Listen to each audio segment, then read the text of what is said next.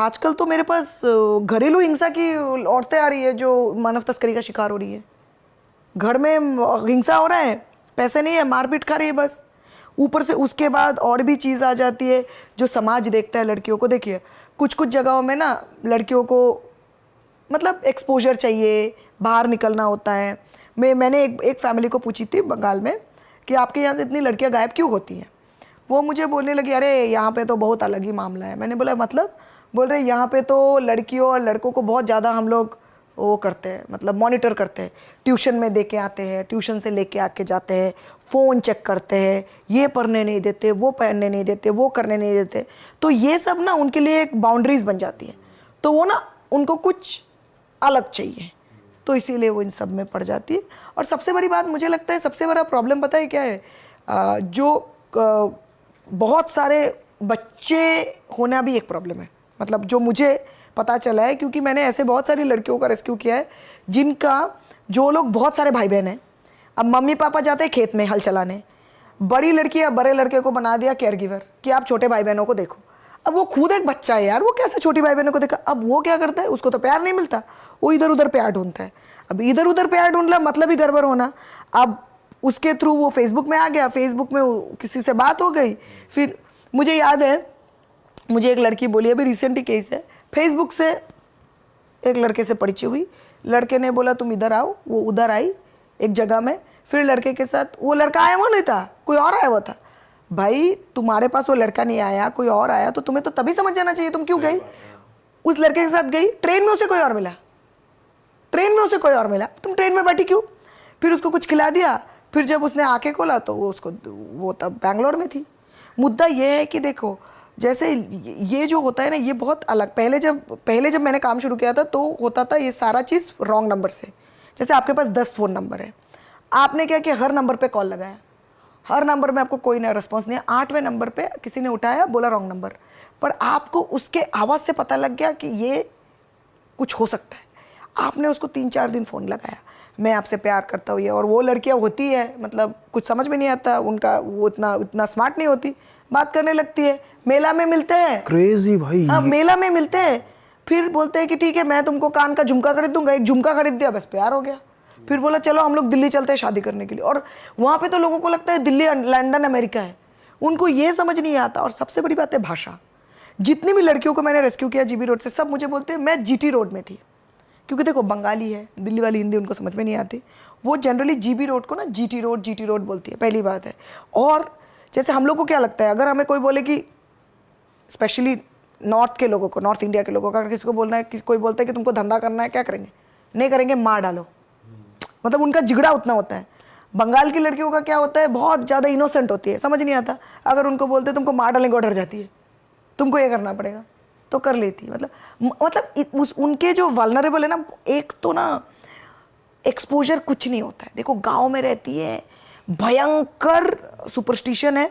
अभी भी गांव में जहाँ मैं जाती हूँ ना, वहाँ पे किसी ने सांप काटा था किसी को, मुझे बोलते दीदी हमने ना ओझा बुलाया, क्या करेगा, ओझा फूकेगा सही हो जाएगा। 2023 की बात है, वो अभी भी दवाई ववाई में नहीं मानती। आजकल लोग फेसबुक से तस्करी हो रही है। पिछले वीक में मुझे 5 ऐसे केसेस मिले, पाँचों फेसबुक। कैसे मिली? फेसबुक में मिली, फिर मिलने गई, फिर फ्लाइट में आ गई। फेसबुक में तुम कैसे मिली? आजकल लोग फेसबुक, इंस्टाग्राम, टिकटॉक जब था तो बहुत बहुत बुरा हाल था। टिकटॉक जब था इतना बुरा हाल था, क्योंकि टिकटॉक में सब कुछ वायरल हो जाता है।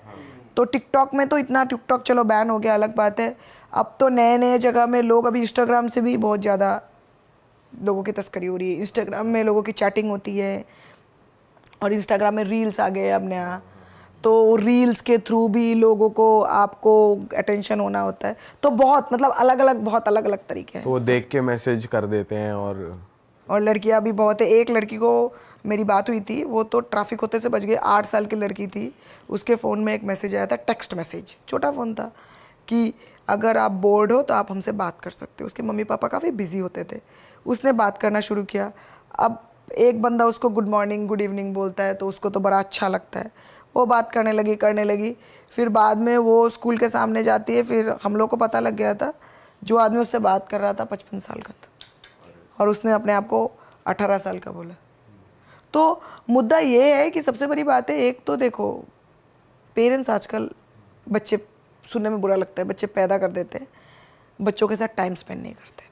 उनको लगता है उसको एक एप्पल का आईपैड दे दूंगा, उसको एक बड़ी वाली एक्सपेंसिव गाड़ी दे दूंगा, हो जाएगा। उससे नहीं होता। ये भी एक बहुत बड़ा कारण है एलीट फैमिलीज में लड़कियों का भागने का। पेरेंट्स टाइम ही नहीं देते बच्चे को। अब मैम यहाँ पे दो चीज़ें ना कि ये तो अमीर घरों में भी हो रहा है, आईपैड दे रहे हैं, ये हो रहा है, साथ ही साथ जो आप वो बता रहे हो गरीब में भी हो रहा है, तो ये तो सिमिलर है। देखो गरीब में सिर्फ यही सिचुएशन है, गरीब में लोग मजबूर हैं, गरीब में लोगों के पास बहुत बच्चे हैं। जैसे एक आदमी, मुझे याद है, मैंने उसको भी बच्चे हो रहे थे, उसकी बेटी को भी बच्चे हो रहे थे। मैंने बोला भाई ये क्या चल रहा है। और मेरा ना मुंह बहुत खराब है, मैं जब ग्राउंड में जाती हूँ ना, लोग बोलते हैं आप ऐसे बातें करते हो, देखो सीधी बात है, ऐसे बात नहीं करोगे काम नहीं कर सकते। मैं बोलती हूँ क्या है आपका, ये बिहार की बात, आपको भी बच्चा हो रहा है, आपकी बीवी को भी बच्चा हो रहा है। वो पता है ऐसा है मैडम, वो मुझे बोल रहा है ऐसा है मैडम। वो ऐसे बोला मुझे, एक रिसर्च में गई थी, आपके पास है मूवी नहीं बोला उसने, आपके पास है चित्रहार टाइप ऑफ, आपके पास है चित्रहार, आपके पास है बड़ा बड़ा मॉल, हमारे पास कुछ नहीं है। तो उसके लिए ये बच्चा पैदा करना एक सॉर्ट ऑफ एंटरटेनमेंट है। समझ रहे हो? तो इसीलिए उसको कोई फर्क नहीं पड़ता। तो ये एक मानसिकता है वहाँ पे लोगों को। अब वो बिगाड़ भी तो है। अभी देखो कुछ जगहों में, जैसे झारखंड वारखंड में बच्चे क्या करते हैं, हरिया बेचते हैं, एक टाइप ऑफ दारू बेचते हैं। अब एक बात बताओ, बच्चे सुबह रात को हड़िया बेचते हैं, सुबह स्कूल जाते हैं। आप सोचिए ना, इन सब जगहों में बच्चे ड्रग्स बेचते हैं, हड़िया बेचते हैं। मैं तो अभी कनॉट प्लेस में जाओ, अभी तो मिलता कम है। अभी एक कोरोना के पहले भी मैंने देखा, डेंड्राइट लेके बच्चे सूंघ रहे हैं। डेंड्राइट लेके सूंघते हैं क्योंकि इनको नशे की इतनी लत लग जाती है। डेंड्राइट को वो क्या बोलते हैं, वो ग्लॉसी पेपर होगा उसमें लेके, मैंने खुद देखा है बच्चों को सीपी में गेट नंबर 7-8 के सामने सूंघते हुए। तो मुद्दा ये है कि देखो, जैसे हम लोग बिजी है, हमारे पास कुछ काम है, इनके पास कुछ काम नहीं, खाली दिमाग शैतान का घर, क्या करेंगे लोग, इस तरह की चीज़ें करते रहते हैं। अभी वो कौन बोल रहा था कि कुछ डार्क वेब में भी बहुत ज़्यादा लोग इन्वॉल्व हो रहे हैं। वहाँ पे तो डार्क वेब तो एक अलग दुनिया है। डार्क वेब तो फेमस ही ह्यूमन ट्रैफिकिंग के उससे हुआ था कि यहाँ पे बहुत होती है, बहुत ज़्यादा, क्योंकि ना वहाँ पे ना फेसलेस है। यहाँ पे जैसे अभी आपको बताओ, 2013 में एक न्यूज़पेपर में एक आर्टिकल छपा था कि the mysterious Raju in Delhi red light area, क्योंकि हमने बहुत लड़कियां रेस्क्यू की थी जो सिर्फ बोलती थी कि आपको किसने आपको कौन लाया राजू, आपको कौन लाया राजू। मतलब हर बंदा अपने आप को राजू बोलता था। और स्टोरी भी गजब है।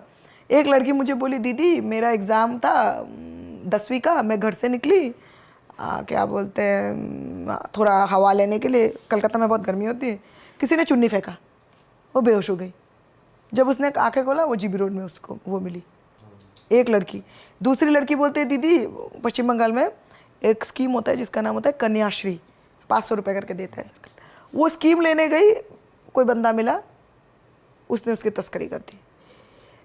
एक और लड़की बोली, वो घर से जा रही थी, किसी ने अचानक से उसको पकड़ के ओमनी वाले, वाइट ओमनी में भर के लाए, उसको भेज दिया। अभी रिसेंटली एक रेस्क्यू किया हमने। वो लड़की, उसके फादर ड्रग एडिक्ट है, ड्रग्स, और वो खुद उसको उसके आसपास के गांव के किसी ने उसको उठा लिया था और उसको 1 महीने तक एक पश्चिम बंगाल में ही कहीं रखा। फिर जैसे तैसे उसकी रेस्क्यू हुई। वो बोलती है जो तस्करी उसकी की है, उस बंदे ने 5 और लड़कियों की तस्करी की है, लेकिन उसकी कुछ नहीं हो सकती, कितना वेल कनेक्टेड है वो, सारे अथॉरिटीज़ के साथ वेल कनेक्टेड है। वो बोल रहे आते जाते वो लड़का उसको धमकाता है, आते जाते, कभी बोलते एसिड मार दूंगा, कभी बोलते चाकू मार दूंगा। और हमारे पास एविडेंस होके भी हम कुछ नहीं कर सकते यार। सबसे बड़ा प्रॉब्लम तो ये है क्योंकि ये इतना ऑर्गेनाइज्ड है। ऑर्गेनाइज्ड भी है, साथ ही साथ मैम ह्यूमन ट्रैफिकिंग जैसे आप बता रहे हो, ओमनी वैन में किडनैप करके ले गए, तो जो लोकल पुलिस होती है उस एरिया की, वो कितनी इन्वॉल्व रहती है इस चीज़ में, उनका क्या कनेक्शंस होते हैं, वो नहीं सुनते हैं, मतलब FIR नहीं लिखवाते। सबसे बड़ी बात है, एक टाइम पे बंगाल में ऐसा होता था, अभी तो फिलहाल नहीं है, एक टाइम पे होता था FIR नहीं लिखा जाता था, एक ह्यूमन किडनैपिंग का। हाँ, उसमें वो लोग क्या करते थे, GD एंट्री करते थे, जिसको बोलते हैं general diary entry. GD entry में लिखेंगे कि आपकी लड़की गायब है, बस। अब उस टाइम पे लोगों को ये पता नहीं था कि एक कॉन्सेप्ट होता है 0 FIR का। अब सोचिए, नोएडा में एक क्राइम हुआ और लड़की है कलकत्ता की, आप इधर में एक 0 FIR लिख सकते हो, 0 FIR बोल के केस दर्ज करवा सकते हो, फिर ट्रांसफ़र कर दो।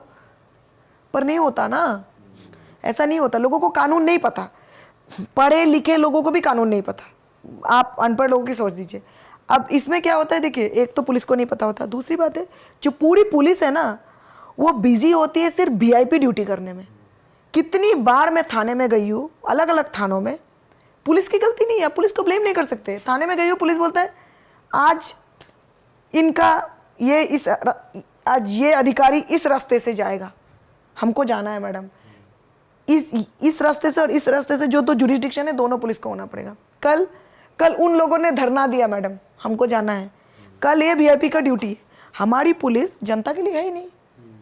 अभी मैं व्हाइटफील्ड की बात बताऊँ, मैंने उसके लिए लिंक्डइन में पोस्ट भी किया था। मैं जनरली, मेरे पास डीसीपी एसीपी सब लोग जानते हैं, तो मैं जब भी किसी थाने में जाती हूँ जनरली लोग मेरे से बात करते हैं। मैं अपने 2 इंटर्न्स को लेके बैंगलोर में एक थाने में गई, मैंने पुलिस को नहीं बताया मैं जा रही हूँ। मैं जस्ट गई, मुझे बोलने लगे कि कोई अवेलेबल नहीं है। क्यों? कोई अधिकारी आए हुए।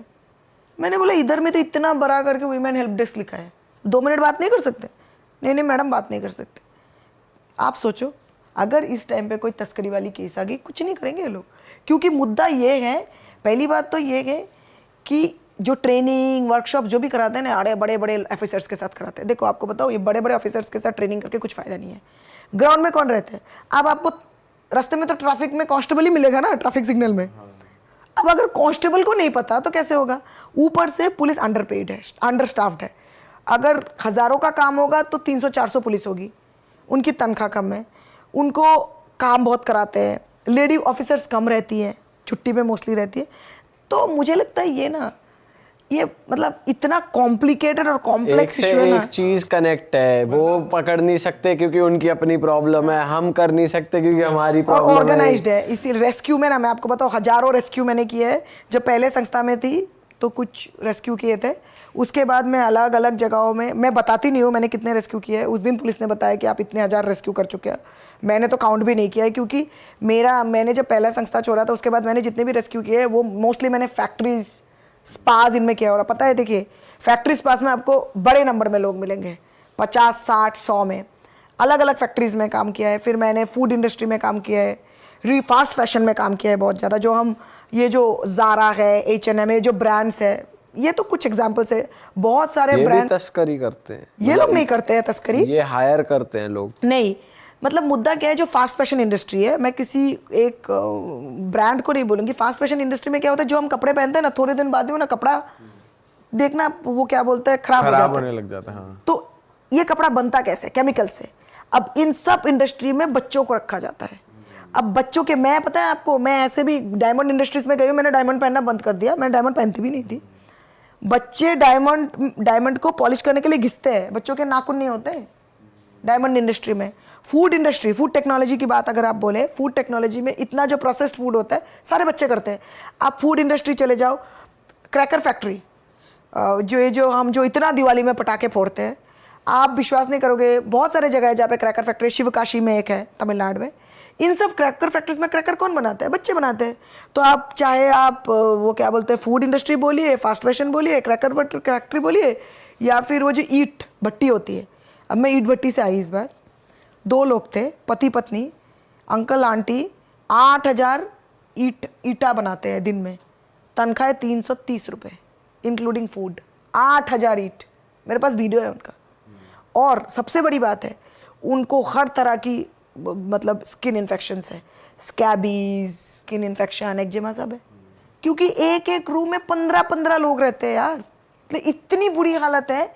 मतलब ये अब ना, इसको मैं मानव तस्करी नहीं बोलती, मैं बोलती हूँ मॉडर्न स्लेवरी, मतलब आधुनिक युग का गुलामी। और क्या बताइए आप, खत्म तो हुई नहीं है एक तरीके कुछ नहीं खत्म हुआ है। अभी भी आप जाइए ना, आप देखेंगे ये जो बिंदी फैक्ट्रीज है, जो बिंदी बनाना होता है, कितने बच्चे, बिंदी फैक्ट्री, कांच चूड़ी वाली फैक्ट्री, सब में बच्चे हैं। एक वो आप बता रहे थे ना, रिंकल्स के लिए भी लोग वो। हाँ, तो अभी नया ट्रेंड आया है, जैसे बहुत लोग क्या करते हैं, जब वो बहुत बड़े पैसे वाले लोग जब बहुत बूढ़े हो जाते हैं तो उनको रिंकल्स, झुर्रियाँ आ जाती है, उनकी स्किन लिफ्टिंग करानी पड़ती है, तो वो लोग क्या करते हैं, स्किन ग्राफ्टिंग कराते हैं। अब वो स्किन ग्राफ्टिंग कराते हैं, उनको तो डायरेक्टली पता नहीं लगता स्किन कहाँ से आ रहा है, बट जनरली वो बच्चे जिनकी तस्करी होती है उनसे स्किन लिया जाता है। अब जो स्किन खरीदते हैं, देखिए उसको नहीं पता होता बहुत टाइम पे। ऑर्गन हार्वेस्टिंग की भी बात बता लीजिए, जैसे जिसको हम बोलते हैं अंगों को निकालना। अब बहुत सारे हॉस्पिटल्स हैं जहाँ पे अंगों को लीगली बोला जाता है, लेकिन आप अगर ऑर्गन ले रहे हो तो आपको क्या पता वो सच में लीगली हो रहा है। हॉस्पिटल, और सोचिए किसी को किडनी चाहिए, उस बंदे को पता है वो लीगली ले रहा है हॉस्पिटल से, हॉस्पिटल भी लीगली दे रहा है, लेकिन जहाँ से हॉस्पिटल को मिल रहा है उसको क्या पता, क्योंकि किडनी एक ऐसी चीज़ है जो सबसे ज़्यादा जिसकी तस्करी होती है, ऑर्गन हार्वेस्टिंग जिसको हम बोलते हैं, किडनी बहुत हाई लेवल में होती है।